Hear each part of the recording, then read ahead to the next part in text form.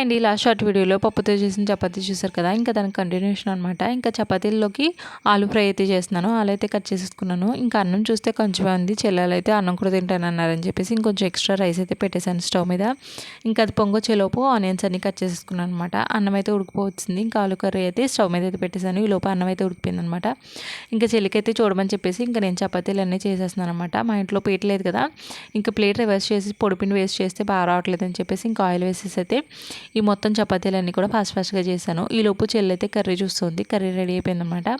ఇంకా నేను చేసిన చపాతీలన్నీ కూడా ఒక రైస్ బ్యాగ్ కవర్ మీద అయితే వేసేసాను అనమాట. ఇన్ని చపాతీలు అయితే వచ్చాయి. నేను పప్పుతో చేసుకున్న చపాతీలు సపరేట్గా కనిపిస్తూ ఉన్నాయి అనమాట. మా మహిడికి అయితే ఈలోపు అన్నం అయితే పెట్టేశానండి. వాడికైతే చపాతీ పెట్టలేదు. ఇంకా అన్నం ఉడికిపోయింది కదా, వాడికైతే అన్నం అయితే పెట్టేశాను. ఇంకా చెల్లైతే వాడిని చూసుకుంటూ ఉంది. కొన్ని చపాతీలు అయితే మంచిగా పొంగాయి, కొన్ని అయితే పొంగలేదనమాట. ఇంకా అన్నీ అయిపోయిన తర్వాత ఫ్రెష్ అయిపోయి వచ్చి కొంచెం పప్పు వేసేసుకుని ఆలు కర్రీతో తినేసాం.